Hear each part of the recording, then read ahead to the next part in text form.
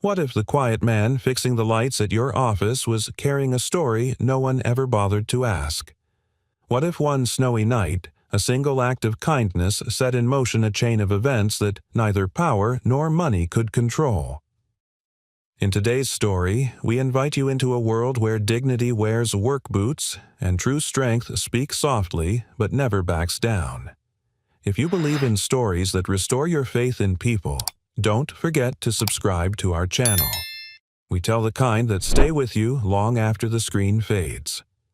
Now, let the story begin.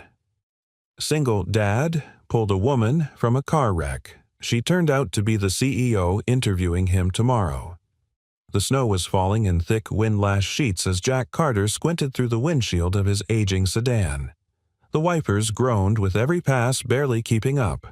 He leaned forward slightly, eyes scanning the desolate stretch of road that curved along the East River under the flickering lights of the Manhattan Bridge. It was past midnight, and the city had grown quiet, at least above ground. Below the weight of winter, New York felt like it had stopped breathing.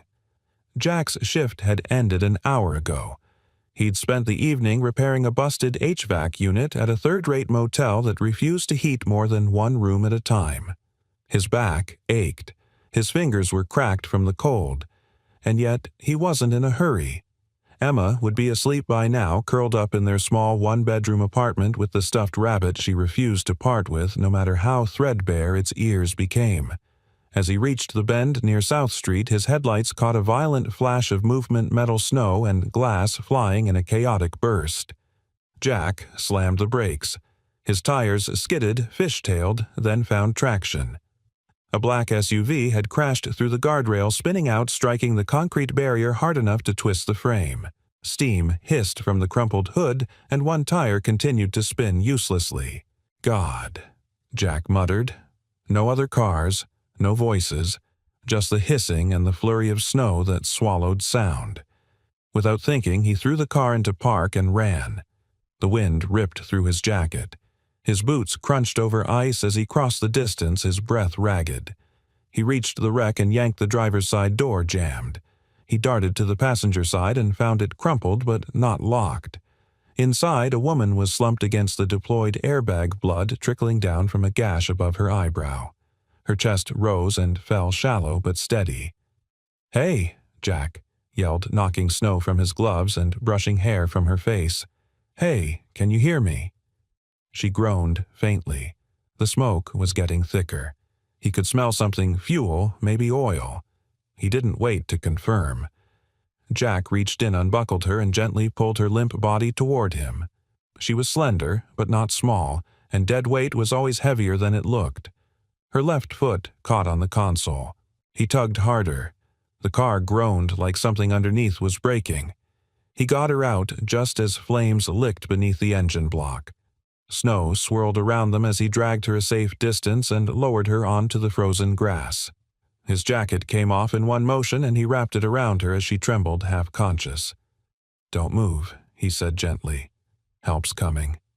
She looked up at him with dazed, unfocused eyes. "You saved me." She whispered the words, barely audible over the wind. "What's your name?" Jack shook his head. "That doesn't matter.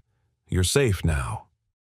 The sound of sirens approached, wailing and growing louder, bouncing off the underpass. Blue and red lights cut through the blizzard as the paramedics rushed toward them. Jack backed away. One EMT crouched beside her. "What's her name?" "Don't know," Jack replied. "She was in the wreck when I found her. You didn't call this in."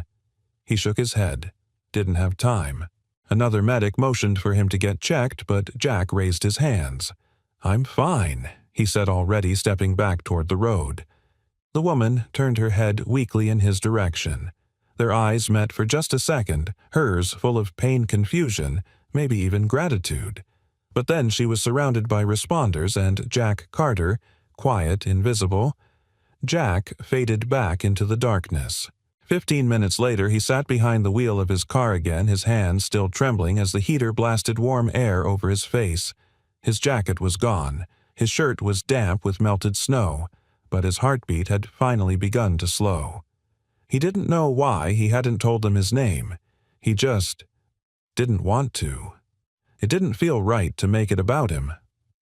As he pulled back into the slow-moving traffic, Jack allowed himself one glance in the rear-view mirror. He could still see the ambulance's flashing lights reflected in the night sky. But the woman, whoever she was gone now, and soon she would forget him too.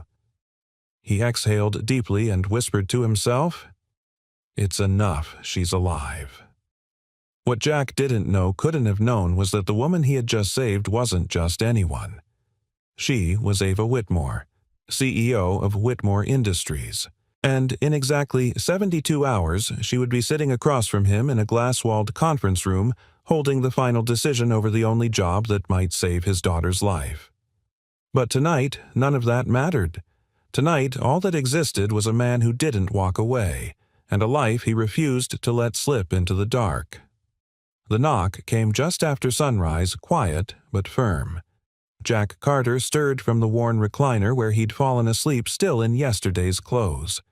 The blanket that usually covered his legs was now wrapped around his daughter Emma, who lay curled up on the couch a few feet away.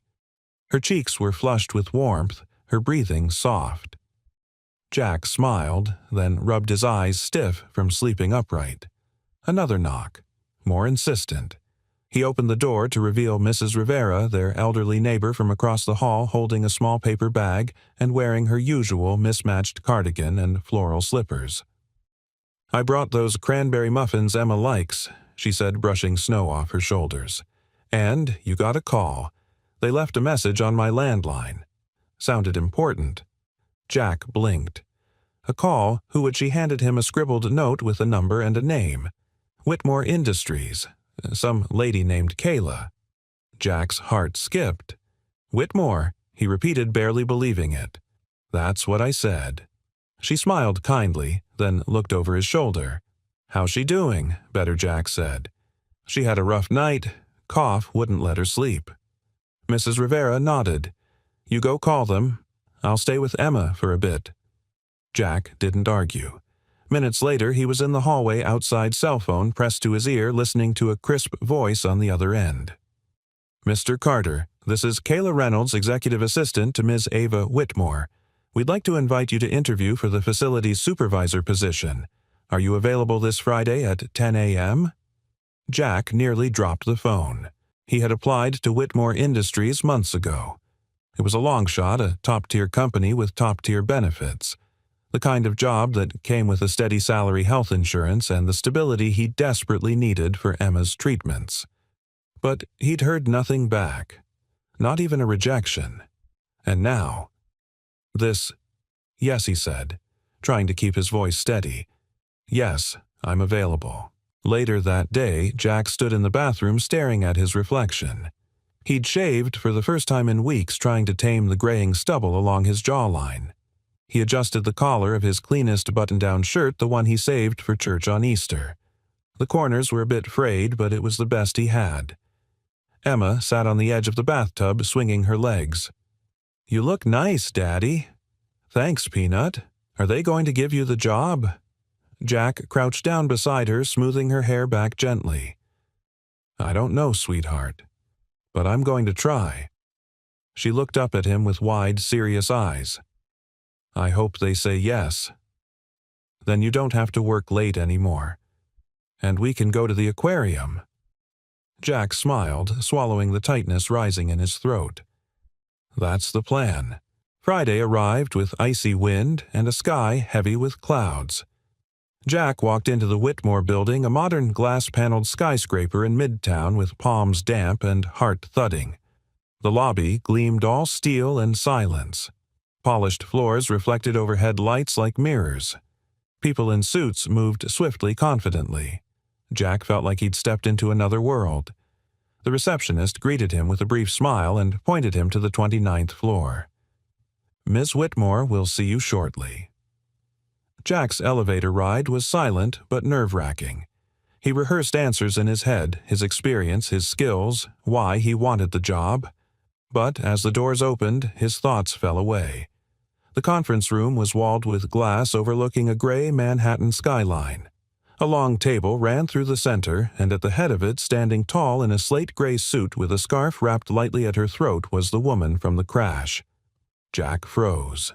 She was unmistakable, though her hair was neatly tied back now, and the bruise near her temple had faded to a faint shadow. She looked composed, regal almost. But her eyes, the same eyes he had seen wide with pain in the cold, were on him now, and they widened just slightly with recognition. A flicker passed between them. Jack blinked once, unsure if she would say anything. He half expected her to stand up and say, "You're the man who pulled me from the wreck." But she didn't. She smiled with the cool precision of a professional and gestured to the seat across from her. "Mr. Carter," she said smoothly, her voice like polished glass. "Thank you for coming in." Jack sat down, his heart thudding. She remembers. He could see it in her eyes. But why wasn't she saying anything? The interview began. Ava's questions were sharp-focused. She probed his knowledge of HVAC systems, electrical schematics, emergency protocols. She asked about how he would handle supply chain issues, union coordination, overnight maintenance schedules. Jack answered the best he could, drawing on years of hands-on experience. He wasn't polished. He didn't use corporate buzzwords. But his voice was steady, his answers thoughtful. What confused him was her intensity, not hostility, but curiosity. Like she wasn't just evaluating his resume. She was trying to see through him, and still not one word about that night. After 30 minutes, she closed the folder in front of her. "Thank you, Mr. Carter. We'll be in touch by Monday." Jack rose, nodded politely, and offered a tight smile. "Thank you for the opportunity." As he turned to leave, her voice followed him. "Mr. Carter."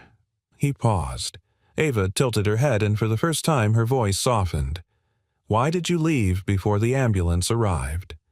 Jack turned slowly, puzzled. "I didn't want to be in the way." Her eyes lingered on his face. "That's rare," she said quietly. Jack held her gaze for a beat, then simply replied, "Sometimes doing the right thing means you don't need to be seen." Ava didn't answer. She simply watched as he turned again and walked out of the room. Only when the door clicked shut behind him did she finally allow herself to exhale. Yes, it was him. And somehow that changed everything. Ava Whitmore stood alone in the conference room after Jack Carter had gone, the silence folding around her like a second skin. She remained still, fingers pressed lightly to her lips, eyes lingering on the chair he had just vacated. The city, beyond the glass, seemed far away, its noise muffled by the weight of what she had just seen, what she had just confirmed. It was him, the man from the snowstorm, the man who had pulled her from the wreckage with bare hands, wrapped her in his jacket, and vanished before she could thank him. She had remembered the voice first, calm, steady, urgent. Then the eyes. Honest, steady, not asking for anything, not even a name. And now he sat across from her in a buttoned-up shirt hair slightly unruly, answering technical questions with quiet humility. No mention of what he had done, no glint of expectation. She had built her career on instinct, reading people faster than they could read themselves. And yet this man had blindsided her. Ava exhaled, her mind buzzing with contradictions. If she acknowledged him as her rescuer, would he think she brought him here out of guilt, out of obligation? That wouldn't be fair to him or to herself. She needed time. Meanwhile, Jack stepped into the elevator with a strange mix of relief and confusion. The interview had gone better than expected, but his nerves hadn't settled. There had been something unusual in the way Ava looked at him, curious, searching. Did she know? No, he told himself. It was just coincidence. She wouldn't remember him from that night. It had been dark, chaotic. Her head was bleeding. She probably never saw his face. Still, the way she paused at the end, the question about leaving before the ambulance came. Why would she ask that he walked out of the building boots, crunching the slush on the curb, his breath fogging in the frigid air? He pulled his coat tighter. The scarf he usually wore, he realized with a quiet jolt, was still with her. He had left it wrapped around her that night. Jack smiled to himself, barely. He didn't need the scarf back. Back at the office, Ava returned to her corner suite and sat heavily behind her desk.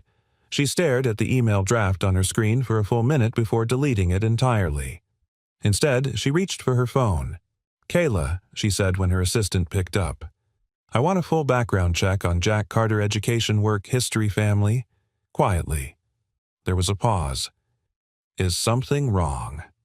"No," Ava said softly. "Not wrong. Just different."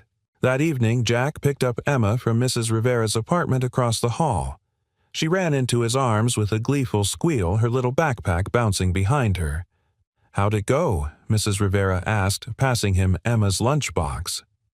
"I think, okay," Jack replied. "She didn't throw me out, so that's something."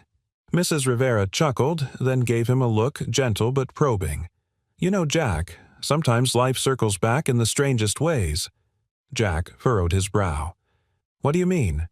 "Just a feeling," she said, smiling as she turned back toward her apartment. "Sometimes people who show up out of nowhere, they're not really strangers." Jack held Emma's hand as they stepped into their own small apartment. Her hand was warm in his. "Did you get the job, Daddy?" "Not yet," he said, kneeling to meet her eyes. "But we might be close." She tilted her head. "If you do get it, can we get blueberry pancakes again?" "Like on your birthday." Jack laughed softly, pulling her into a hug. "Yeah, Peanut, I think we can manage that." At Whitmore Industries, Ava sat alone in her office, staring at the security camera footage from the crash site. She had acquired the recording 2 days ago from the city's traffic control center after filing a formal request. It had taken time, but she had insisted. On screen, the black SUV careened into the barrier's snow, exploding like smoke. A long moment passed. Then came the blur of movement, a man running toward the wreck. She watched it again, eyes fixed on his form as he wrenched the passenger door open and pulled her out, stumbling in the snow, wrapping her in his coat and laying her down with a gentleness she hadn't felt in years. There was something about the way he looked at her even on camera. Not pity, not awe, just purpose. Ava closed the laptop. Her heart thudded. She had made it to the top by guarding herself by believing that people always wanted something money, power, access. But Jack had walked away from her that night. He didn't know who she was. He didn't ask, and that unsettled her more than she wanted to admit. The following morning, Jack received an email from Whitmore Industries. He opened it with trembling fingers. "Thank you for your time, Mr. Carter. We are pleased to move you forward to the final consideration round. Details to follow." His shoulders sagged with relief. For the first time in a long time, something had gone right. And yet, the image of Ava's eyes lingered in his mind. She knew. He could feel it. Back at Whitmore, Ava stood at the floor-to-ceiling window of her office, arms crossed, watching the city unfurl in pale morning light. Snow had stopped. The streets below gleamed with salt and thawing ice. She tapped her fingers against her elbow, mind still restless. Jack Carter was not like the others who had passed through her company's doors, ambitious, performative, rehearsed. He was real. And she wasn't sure what to do with that. But one thing was certain, he was no longer just a name on a resume. He was the man who didn't walk away. And for reasons she couldn't explain, maybe didn't want to, she wasn't ready to walk away either. The basement of Whitmore Tower was a far cry from the executive suites above. Fluorescent lights buzzed overhead, casting a pale glow on rows of utility panels and boiler tanks that hummed like distant thunder. Jack stood with a wrench in one hand and a clipboard in the other, double-checking the settings on the backup generator. It had been 1 week since the interview, and Ava Whitmore had made her decision. He was hired. Just like that. No fanfare, no personal note.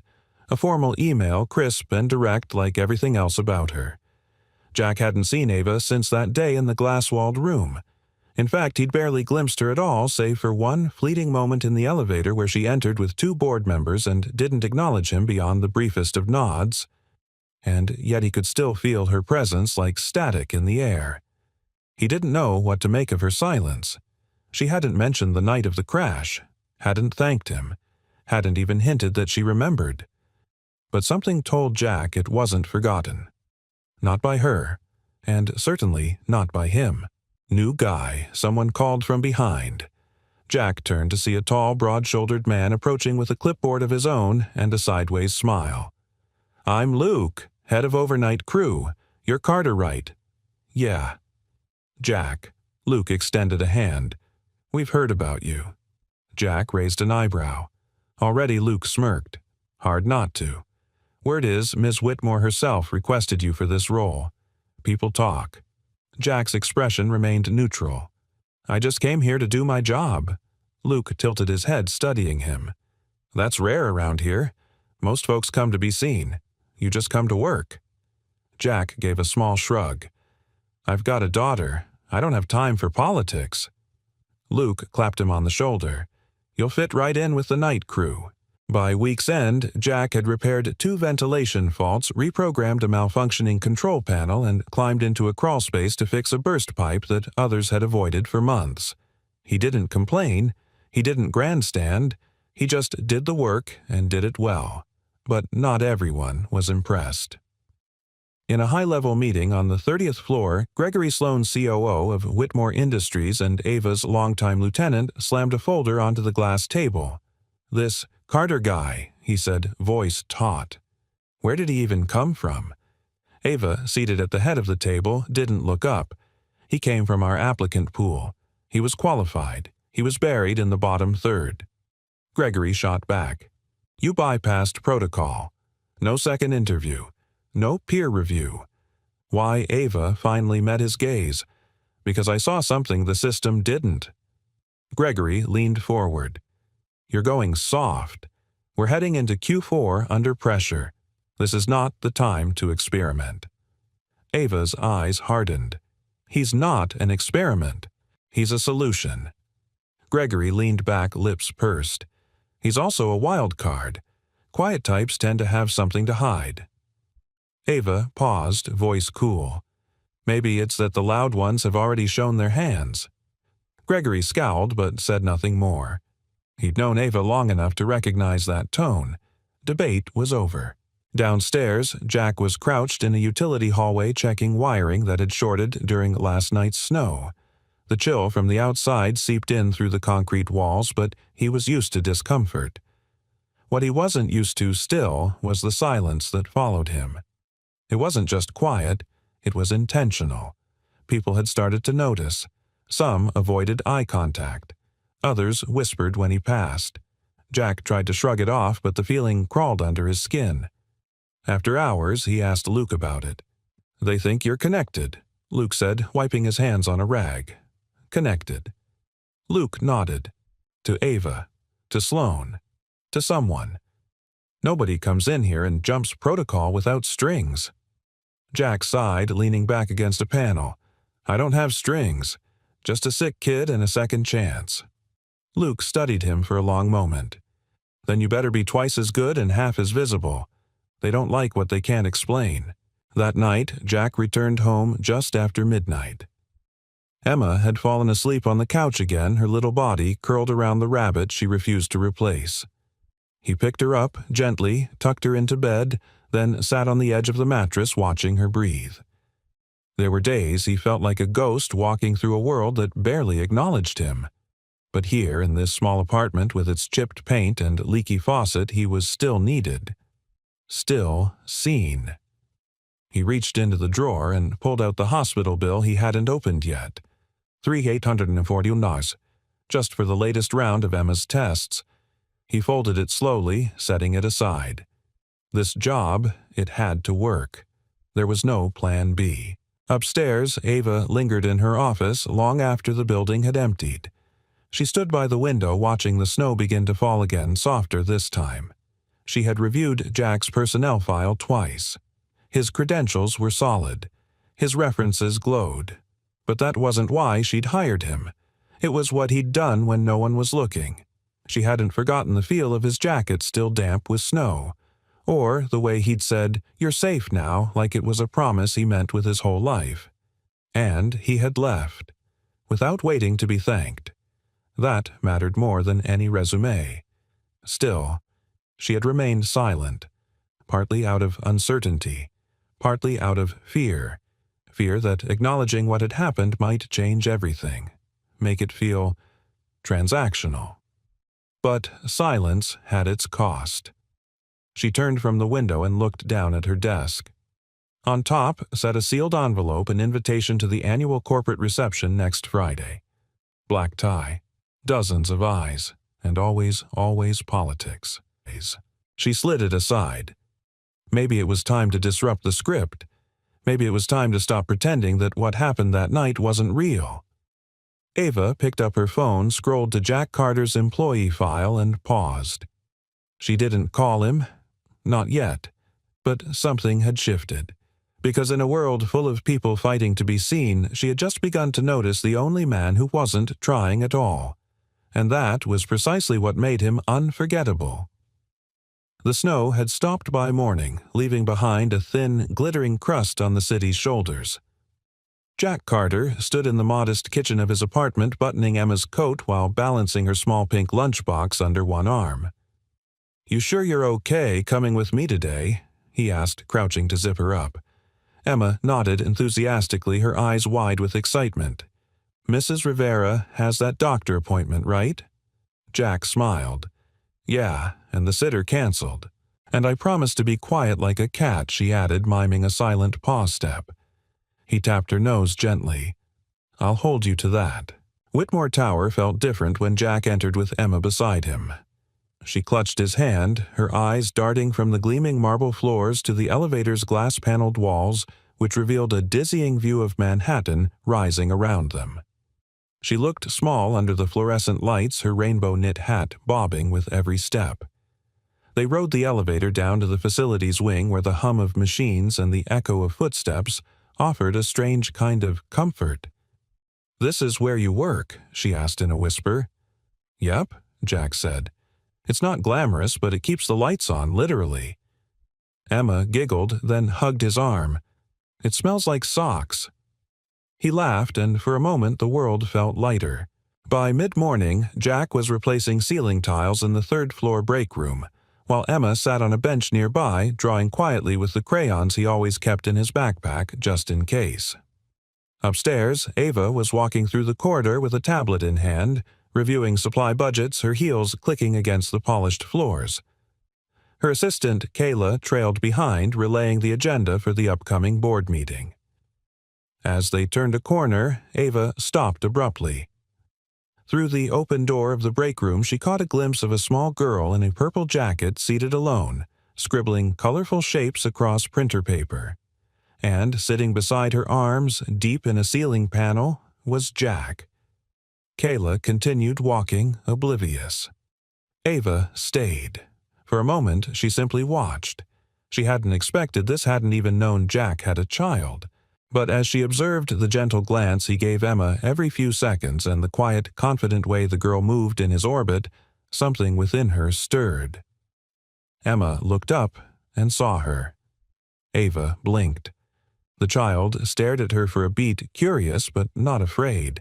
Then she lifted her crayon and offered a small wave. Ava, surprised by her own reaction, lifted her fingers in return. "Hi, Emma," mouthed silently. "Hi, Ava," said back her voice barely audible. Jack finally noticed and turned. His expression was unreadable, somewhere between apology and tension. "I'm sorry," he said, stepping down from the ladder. "Our sitter had an emergency. I didn't want to miss work." Ava didn't scold. Instead, she stepped closer, studying Emma, who was now holding up her drawing proudly. "Is this yours?" Ava asked. Emma nodded. "It's a city, but nicer, with no traffic." Jack cleared his throat. "We can head out." "No need," Ava interrupted softly. She turned to Emma. "I like your imagination." Then to Jack, more quietly. "She's beautiful." "How old, 9?" he said, cautious.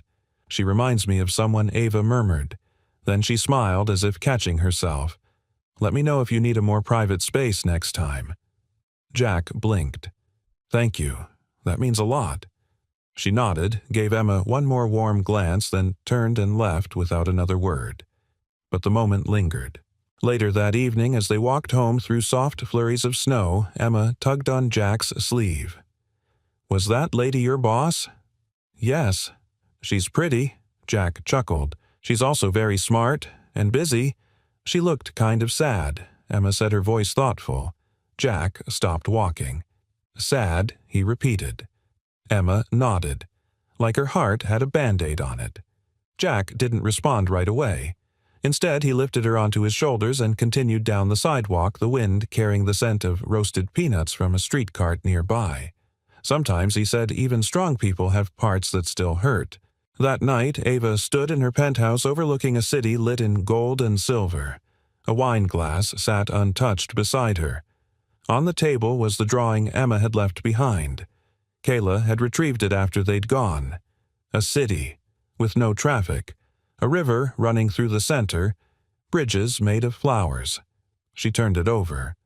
On the back, in blocky handwriting, it read, "For Daddy, because he makes broken things better." Ava stared at it until her eyes blurred. She remembered her father, how he used to fix broken watches, taking them apart and putting them back together without manuals. She remembered how he stopped doing that after her mother left, as if the world had broken in a way he couldn't fix. She'd built everything this company, her reputation, her fortress of solitude, on the belief that no one would catch her if she fell. But someone had, and now she had seen the man who caught her not just in the act of saving a life, but in the act of quietly living for someone else. Emma wasn't just a child. She was his why. And Ava was starting to wonder if she'd ever had one of those for herself. She placed the drawing gently on her desk. Maybe it wasn't just Jack she needed to understand. Maybe it was time to learn what it meant to fix things that weren't machines, like people, like trust, like herself, and maybe like someone else's tomorrow. The storm had returned overnight, cloaking Manhattan in a curtain of snow by morning. But Ava Whitmore didn't notice the weather. She stood in her office, perfectly still, the silence so complete that the faint tick of the antique clock on her bookshelf sounded like a drumbeat in her ear. On her desk, a flash drive lay next to her laptop like a live wire. She had waited nearly 2 weeks for the city's Department of Transportation to release the footage, had pulled strings signed, waivers even met in person with the assistant commissioner. A request like this wasn't common. But then Ava Whitmore was no ordinary citizen. She sat down, inserted the drive, and opened the folder. Her breath caught the moment the file loaded. Timestamp 11:52 p.m. Location FDR Drive near South Street. Weather heavy snow. Camera fixed traffic unit 04-7. She hit play. At first, there was nothing, just the ghostly sheen of headlights flickering through snow and the empty icy road below. Then a flash. A vehicle veered sharply from the left lane, spun, and slammed into the guardrail with a metallic shriek even the mute recording seemed to carry. Her SUV. She watched her own accident unfold like a scene from someone else's nightmare. The next 10 seconds were a void. No movement, no bystanders. The snow thickened. Then, suddenly, there he was. A man running from the shadows, silhouetted by his own headlights. He sprinted to the wreck, yanked at the passenger door. Nothing. He circled to the driver's side, crouched, pried, pulled until the door gave. The man leaned inside, bracing himself against the frame. Ava leaned forward, one hand over her mouth. The angle didn't show his face clearly, but she didn't need it. The posture, the shape, the urgency. It was Jack. He pulled her out slowly, carefully, as if she were made of glass. Then he collapsed onto the snow with her in his arms. His jacket came off, wrapped around her shoulders. He checked her pulse, held her face, murmured something they couldn't hear. Then he stood and left.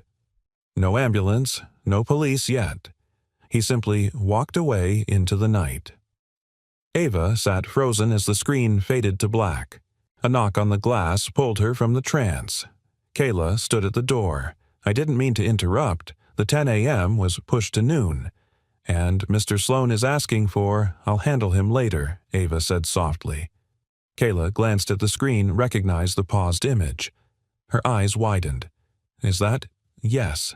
Kayla stepped closer. You were right. It was him. Ava nodded, swallowing the lump rising in her throat. He never told me. Why would he? Ava looked down. Because he saved my life. Kayla hesitated, choosing her words carefully.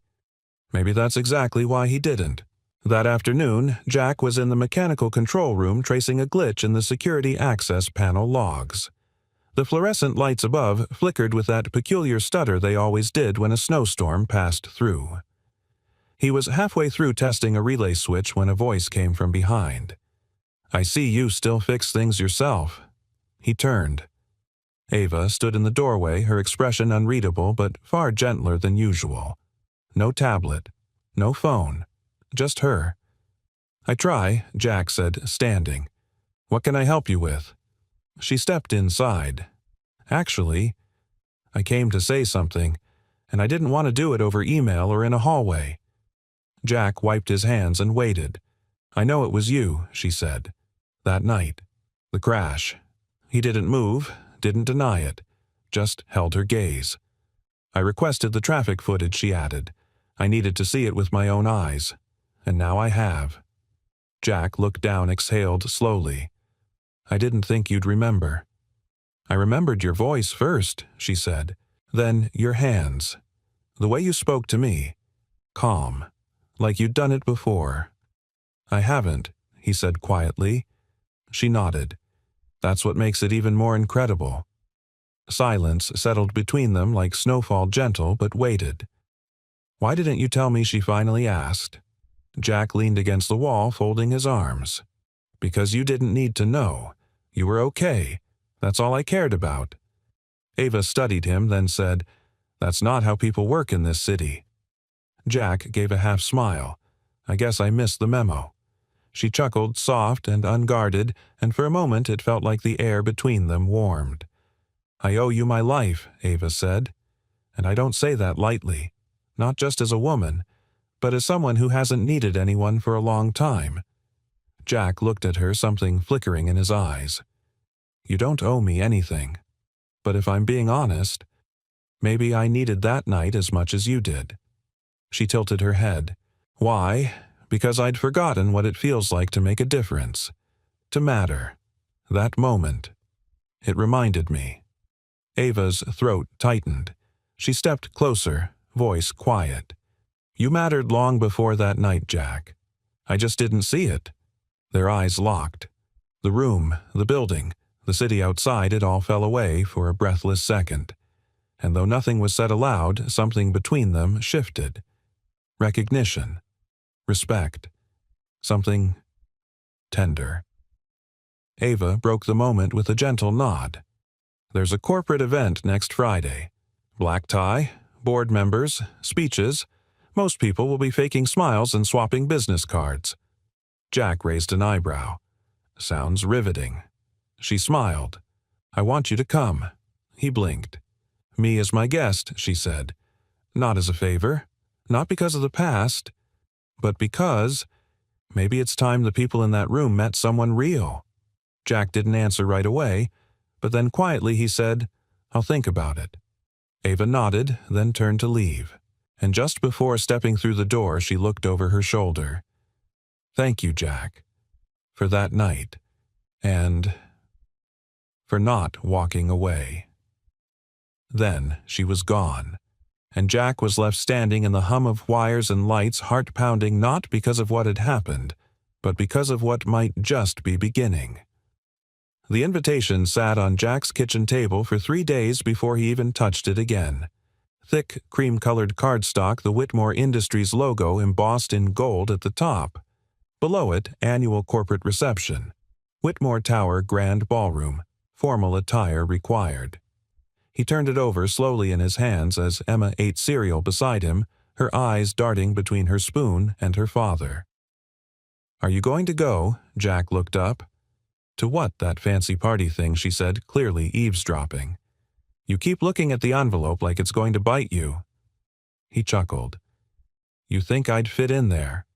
Emma tilted her head. "Do they have food?" "Probably." "Then yes." He laughed, but there was a weight behind his smile. It wasn't the dress code or the glitz that unsettled him. It was the idea of walking into that room as her guest. That phrase alone invited 100 interpretations, and none of them sat comfortably with him. Because no matter what Ava said or how she looked at him that day in the control room, Jack still felt like a man on the outside of something too polished, too precise. By the time Friday arrived, Jack had made his decision if only because Emma had helped pick out a tie, and Mrs. Rivera insisted on ironing his one decent jacket while humming old Sinatra tunes. "You walk into that room with your head high," she said. "The people worth knowing will see who you are. And the rest, they don't matter." He'd nodded, grateful, but a part of him still questioned what Ava really wanted from him. Gratitude. A story. A headline for her board. Or something more dangerous, connection. The Whitmore ballroom shimmered beneath a canopy of crystal lights and live-string music. Waiters in black ties glided across the floor with silver trays. Industry titans shook hands like they were brokering peace treaties. And at the far end of the room, near a grand staircase, stood Ava Whitmore.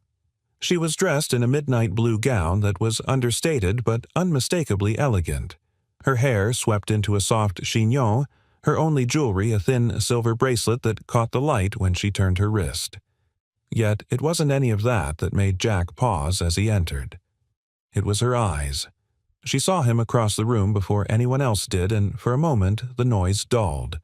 She didn't wave, she didn't smile, but the warmth in her gaze was undeniable, like she was relieved he came.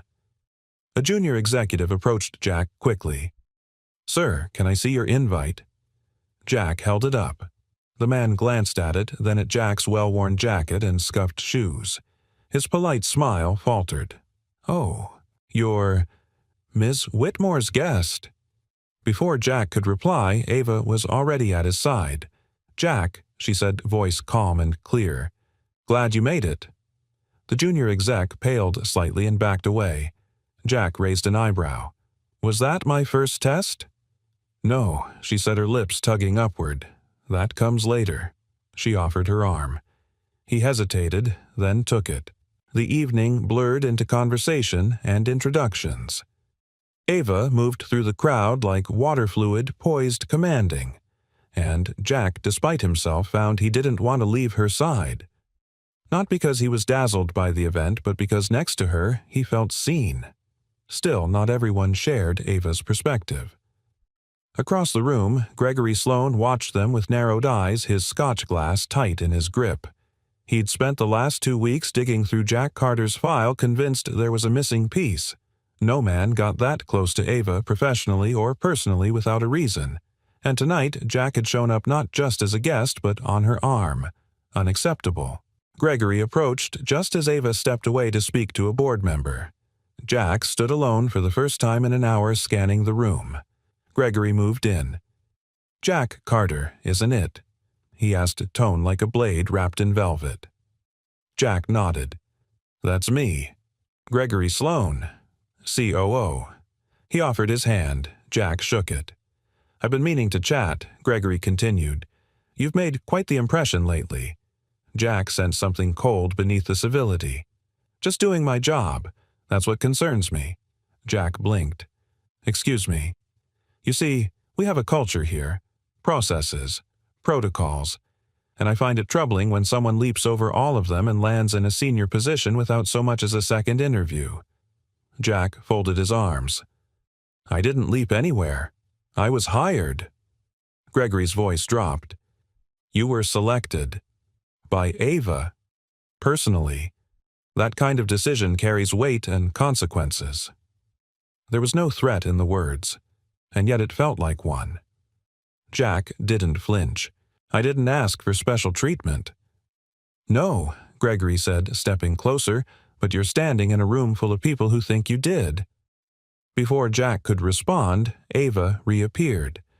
"Gregory," she said, eyes flashing. "I see you've met Jack." "We were just chatting," he said smoothly, but Jack could tell she heard the undertone. Ava placed a hand on Jack's arm. "Excuse us?" She led him to the edge of the ballroom near the balcony. The night air filtered in through open doors, crisp and sharp. "I'm sorry," she said quietly. "He shouldn't have cornered you." "He's not wrong," Jack said. "People are talking, wondering why I'm here, why you brought me." She looked up at him. "Do you wonder?" Jack hesitated, then shook his head. "No, but I wonder if you do." The question hung between them. "I brought you," she said slowly, "because I trust you. Because you remind me of who I wanted to be before all of this." He searched her face, surprised by the vulnerability. "And because," she added, "you're the only person in this room who doesn't want anything from me." Jack exhaled. The wind caught his tie, fluttered it against his chest. "I came because Emma said I should," he admitted. Ava smiled, eyes soft. "Smart girl." They stood in silence for a long moment, side by side, watching the city lights burn beneath them. Not rivals, not strangers, just two people worn but alive on the edge of something neither fully understood yet. And, for the first time, Ava didn't feel like she had to control what came next. She just had to trust it. The Monday after the reception dawned with a clear sky, crisp air, and the distinct chill of judgment lingering beneath polished smiles. Jack arrived earlier than usual, not because he was trying to prove anything, but because he needed to be grounded. After the whirlwind of Friday night of standing beside Ava under chandeliers and scrutiny, the hum of machinery and the metallic scent of tools were a relief. He was halfway through tightening a boiler valve in the sub-basement when Luke found him. "You're officially famous," Luke said. Arms crossed a teasing edge in his voice. Jack looked up. "I assume you're not talking about my pipe work?" Luke handed him a folded copy of the Morning Ledger. On the front page was a photo taken at the Whitmore reception. Ava in her evening gown, Jack beside her slightly turned mid-laugh. The caption read, "The CEO and the Mystery Man." A new power duo at Whitmore. Jack exhaled slowly. "I didn't even see a camera," he muttered. "Doesn't matter," Luke said. "You stood next to Ava Whitmore in front of 24 board members, half the city's business elite, and Gregory Sloane's worst dreams. Someone was bound to snap a photo." Jack handed the paper back. "Let me guess, Gregory's not thrilled." "Thrilled?" Luke scoffed. "He's in war mode." Jack's stomach tightened. He had expected gossip, but not headlines. Upstairs, Ava sat at the head of the conference table in the executive boardroom. The temperature in the room was cold, though the heating system worked just fine. Around her sat a collection of men in tailored suits and calculated frowns. Gregory Sloane paced at the end of the room, arms folded, voice low but cutting. "I have to ask Ava, what exactly are we doing?" Ava looked up from her tablet, calm and composed. "Clarify your question. You brought a maintenance technician to a black tie board event," Gregory said. "You gave him access to our executive tier. Now we're on page 1 of the ledger like we're filming a soap opera." A board member spoke up. "The investors are calling. They want to know if there's a personal entanglement that compromises judgment." Ava raised an eyebrow. "Are we really pretending that male executives haven't brought personal guests to that same event for years?" Jack wore a tie. He didn't ask for a spotlight. "But you gave him one," Gregory snapped. Silence. Then Ava leaned forward, her voice even but steely. "You're all missing the point. You're looking at optics headlines. I'm looking at integrity. That man Jack Carter pulled me out of a burning car and walked away without telling a soul. He works harder than half the people on this floor. He doesn't network. He doesn't manipulate. And that scares you because it's the one thing you can't control." Several men shifted in their seats. Gregory's jaw flexed. "He doesn't belong here." Ava's voice was razor sharp. "Then maybe we need to reconsider who does." Down in the facility corridor, Jack was checking heat differentials in the core HVAC system when his employee badge suddenly failed to open the next sector door. He tried again. Nothing. Frowning, he called up the building's access panel. His clearance had been revoked. Before he could react, Luke came jogging up the hallway. "They pulled your security," Luke said, breath short. It came from upstairs. Orders from Sloane's office. Something about a temporary review. Jack's jaw clenched. "So I'm being iced out." "They didn't even notify you?" Luke asked. Jack shook his head. "No, of course not." By noon, Jack had packed his tools and was sitting in the back stairwell with a lukewarm coffee trying to make sense of the last 72 hours. He had never asked to be elevated, never expected invitations, headlines, or receptions. All he'd done was tell the truth and do his job. And now it seemed that was too threatening for people like Gregory Sloane. A knock on the metal door pulled him from his thoughts. Ava stepped inside, coat still buttoned from an outside meeting. She looked tired but fierce. "I just came from the board," she said, voice calm but heavy. "They're circling." Jack rose to his feet. "I figured. They've suspended your system access pending a re-evaluation of internal structure." "It's not a termination." "Yet." Jack's brow furrowed. "You can override it." "I did. Twice." Sloane reinstated the lock. "He's manipulating procedure." "I don't want you to fight for me," Jack said gently but firmly. "This isn't your battle." "It is," Ava said. "Because I brought you into this mess. Because this company needs men like you more than it needs 10 Gregory Sloanes." Jack shook his head. "I don't belong in the middle of a corporate power game, Ava. I'm not built for politics. I'm built for boilers and wiring and Emma." She stepped closer. "That's why you belong. Because you know why you're here. And I'm not asking you to play a game. I'm asking you not to walk away from something that matters." Jack's voice dropped. "Do you really believe I'm the one being tested here?" Ava didn't answer at first. Then quietly, "Maybe we both are." They stood in silence, tension and tenderness swirling between them like storm winds against glass. Then Ava reached into her coat and handed him a sealed envelope. "I'm calling an emergency board meeting on Friday. I want you there." Jack hesitated. "Why?" "Because I'm not going to defend your presence behind closed doors anymore," she said. "If they want answers, they can hear them from you." He opened the envelope. Inside was a formal summons with his name on it. Jack looked at her quiet and steady. "I don't like attention," he said. "I know," she replied. "That's why they need to hear your voice." That night, Jack returned home to find Emma asleep on the couch with her rabbit tucked under her chin and a drawing on the table. It was a picture of him in a suit standing in front of a tall building with stars drawn above his head. In crayon, she had written, "You're a hero, Daddy, even if nobody knows it yet." Jack sat beside her, stared at the drawing for a long time, and whispered, "They're about to." Friday morning arrived wrapped in silence. Jack stood in front of the mirror buttoning the collar of the same dress shirt he wore to the interview weeks ago. It had been ironed again, this time by Mrs. Rivera, who'd said nothing but patted his arm and left a folded note inside his jacket pocket. The truth doesn't need permission. Emma peeked from the bedroom doorway, hugging her rabbit. "Are you nervous?" she asked. Jack turned to her and nodded. "A little." She stepped closer, slipping something into his hand. A small folded square of paper with a drawing of him stick figure toolbox in one hand, a glowing star above his head. "Heroes don't have to yell," she whispered. Jack swallowed hard and hugged her tight. At Whitmore Tower, the air on the 30th floor was razor thin. Ava sat at the head of the long mahogany table, every board member in place, their expressions carefully curated into neutrality. The walls were glass, the city stretching out behind them like a silent jury. Gregory Sloane sat directly opposite Ava, fingers steepled, a faint smirk playing on his lips. His message had been clear all week. "You brought him in. Now let's see you defend him." Ava stood as Jack entered. No suit. Just a button-down, clean jeans, boots polished as best he could.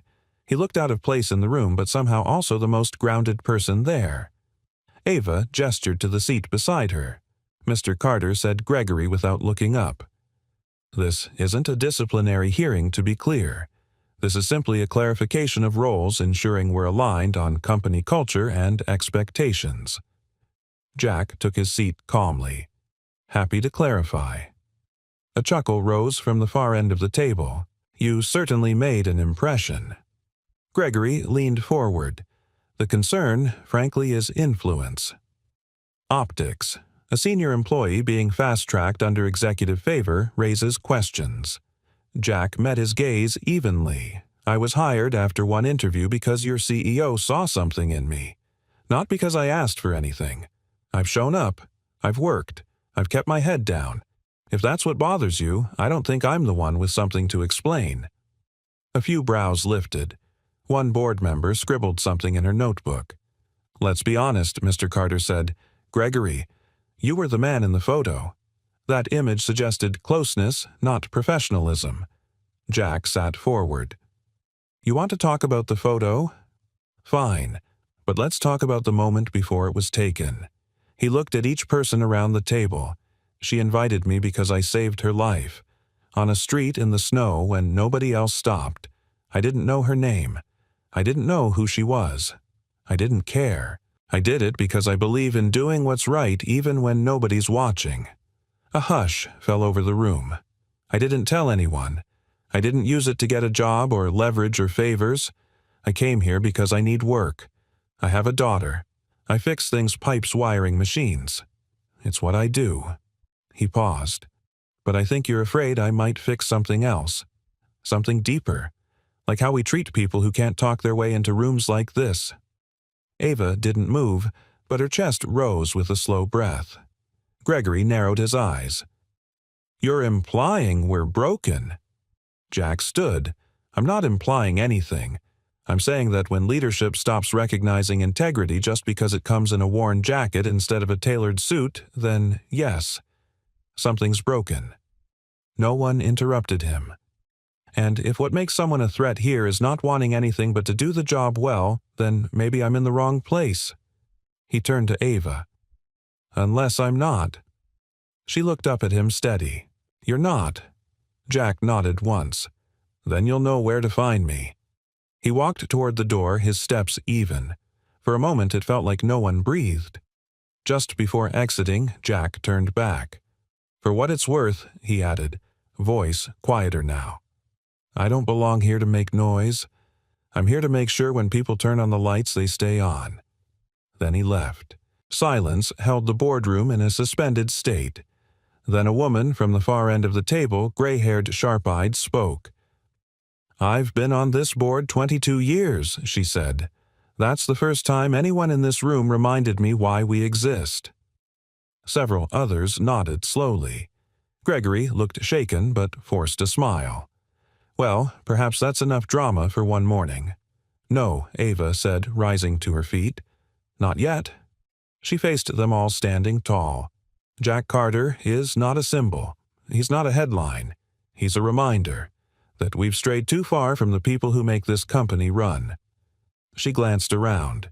Today isn't about Jack proving he belongs. It's about us proving we deserve to keep him. Then, without waiting for consensus, she collected her files. Meeting adjourned. That evening, Jack returned home exhausted but lighter. Emma greeted him at the door with her newest drawing, a tower glowing with stars and a small figure in a hard hat at the base. This is your building now, she said proudly, because you're the one who keeps the lights on. Jack knelt and pulled her into his arms. Maybe she was right. Maybe all along what made someone belong wasn't who they knew or what they wore, but what they stood for. And today, he had stood. For something. For himself. For everyone like him. And the light stayed on. The sun poured into Ava's office through tall windows, casting long golden stripes across the polished floor. It was the first truly warm morning of the year, the kind of light that made glass buildings feel like greenhouses and reminded people there was still life outside quarterly reports. But Ava Whitmore felt nothing of it. She sat at her desk, the boardroom transcript open in front of her fingers, laced under her chin. The room was quiet, too quiet. Even the ever-present buzz of Kayla's typing outside the glass wall was absent. In truth, she was waiting. She'd dismissed her entire morning schedule. She needed space. Not to make a decision she already had, but to feel the full weight of it before she acted. Downstairs, Jack was back in the boiler room, wrench in hand, repairing a broken valve he could have fixed in his sleep. But his hands worked more slowly today. Not from hesitation, but reflection. The boardroom confrontation had been 3 days ago, and still the tension lingered in the walls. People looked at him differently now, some with respect, others with wariness, and a few with something closer to resentment. But what mattered most was that he looked at himself differently. He had stood his ground, and, surprisingly, the world hadn't fallen apart. Yet he couldn't shake the sense that Ava was still fighting battles he hadn't been invited to see. And maybe that was about to change. Ava finally rose from her chair and walked to the window. Below, the city was moving brisk, oblivious, alive. She thought about everything that had brought her here, the accident, the fire, the rescue, the quiet man who had slipped away without expecting anything, and then walked back into her life through a door she hadn't even known she'd left open. For years, she had told herself leadership meant solitude, distance, iron discipline. But Jack had reminded her of something else, that integrity had nothing to do with power and loyalty didn't have to be bought. She reached for the folder on her desk. Inside it was the proposal for a new corporate initiative, something Jack had unknowingly inspired. A partnership between Whitmore Industries and the city's underfunded trade schools. Technical apprenticeships, paid internships, real pathways for people like Jack and the many others who wouldn't otherwise be seen. She'd named the initiative the Second Light Program, because Jack hadn't just turned on a switch in her building. He'd turned one on inside her.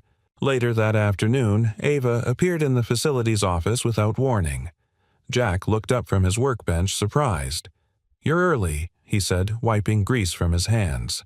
"I canceled my meetings," she said. "Needed to see someone who doesn't pretend for a living." He chuckled. "You'll get me in trouble with your PR team." She handed him a folder. "I want you to read this."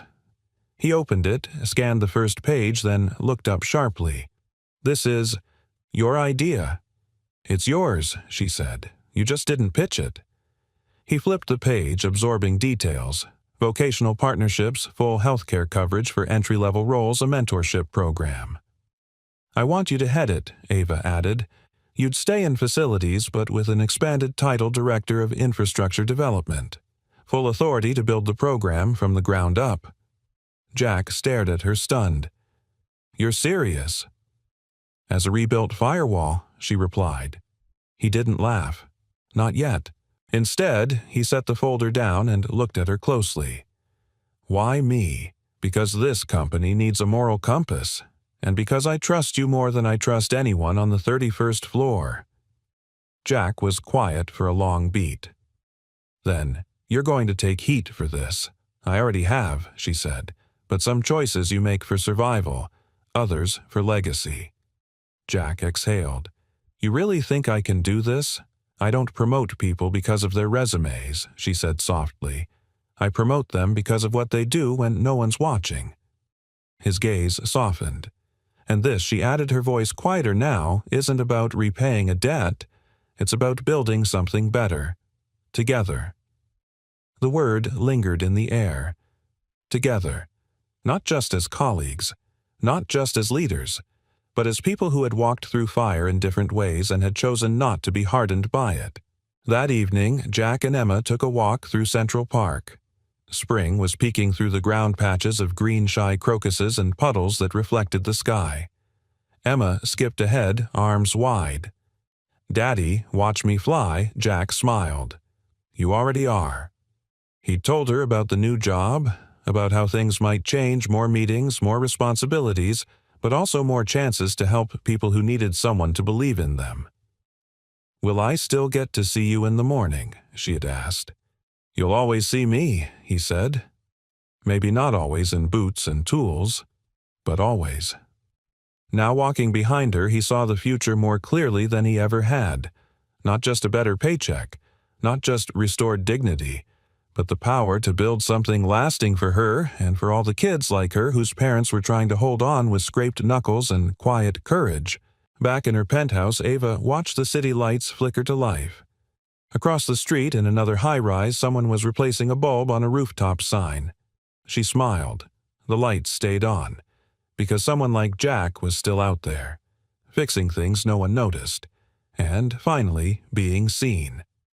It was after hours at Whitmore Tower, the city below softened by twilight, and the building itself unusually quiet, almost reverent. The hum of conversation, the clack of heels, the buzz of conference calls all had faded into a peaceful stillness as if the tower were taking a breath at the end of a long day. On the 32nd floor in the executive wing, Ava rarely used, one office remained lit. Jack stood inside, sleeves rolled up, a notepad in one hand, the other resting lightly on a scale model of the new training center he was designing. On his laptop screen, a spreadsheet of budget projections shared space with a childlike drawing tacked to the corner, a stick figure holding a light bulb smiling under a caption in block letters, "My dad fixes the world." He smiled softly. Still here came a voice behind him. He turned. Ava leaned against the doorframe, arms crossed but relaxed. She wasn't in her usual suit. Instead, she wore a soft navy sweater and jeans, her hair loose, face unguarded. For the first time, she looked less like a CEO and more like Ava. Jack nodded. Couldn't sleep. The electricians are finalizing specs on the Bronx site. We break ground next month. I know, she said. I approved the final permits this morning. He set the pad down. You're here late. So are you. He gave a small chuckle. I guess we're both bad at leaving things unfinished. Ava stepped into the room and walked toward the window. The skyline stretched out before them, lit with 1,000 warm lights. Below, cars moved like veins through the city's circulatory system, constant, driven alive. This place looks different at night, she said. Jack joined her at the glass. It always does. That's when you notice what's really lit and what's just pretending. She glanced at him, thoughtful. Funny how many things we passed by without ever really seeing. He nodded. Until they break. They stood in silence, shoulder to shoulder, watching the city breathe. Then Ava spoke again, softer now. I've spent most of my career building walls so nothing could touch me. I thought it made me strong. It made you survive, Jack said gently. She looked at him. And then you showed up. Quiet. No ask. No agenda. Just hands that helped. A voice that calmed. Her eyes shimmered, but she didn't look away. You reminded me that strength isn't about how much you carry, it's about who you carry it for. Jack swallowed hard. I carried you out of that car. But you gave me a reason to keep walking. A long pause. Then Ava reached into her coat pocket and pulled out something small. She opened her palm. Jack blinked. His old scarf. You never came back for it, she said, smiling. He laughed softly, taking it from her. I thought it was lost. She met his eyes. It wasn't. A week later, the city gathered for the ribbon cutting of the Second Light Training Center, a sprawling, modern space in the Bronx where veterans, single parents, immigrants, and trade school graduates would learn from experienced technicians and gain pathways into careers like Jack's. Ava gave the opening remarks. But Jack delivered the speech everyone remembered. He stood before a crowd of students, board members, donors, and media, with Emma, perched in the front row, legs crossed and proud. He didn't speak from a teleprompter. He spoke from his life. I never thought I'd stand behind a microphone, he began. But I've stood behind broken panels, busted boilers, and lights that refused to turn on. And I've learned that the most important thing isn't knowing how to fix something. It's believing that fixing it is worth the effort. When people are given the tools, the time, and someone who sees their potential, they rise. This center isn't about charity. It's about opportunity. The woman who helped build this with me, she gave me a second light. And now we want to pass that light forward. The applause rose warm and sincere, and Emma clapped loudest. Afterward, as cameras clicked and people shook hands, Ava found Jack beneath a simple overhead lamp on the center's main floor. "It worked," she said. Jack smiled. "Yeah, and the lights stayed on." That night, the two of them sat on the center's rooftop garden, the city pulsing below them. Emma had fallen asleep inside on a beanbag, a book open in her lap. The stars above peeked through the haze of light pollution, faint but persistent. Jack leaned back, hands behind his head. "I used to think the world didn't need men like me," he said quietly, "that we were invisible, disposable." "You're not," Ava said. "I know that now." She looked at him. "What changed?" He turned to her.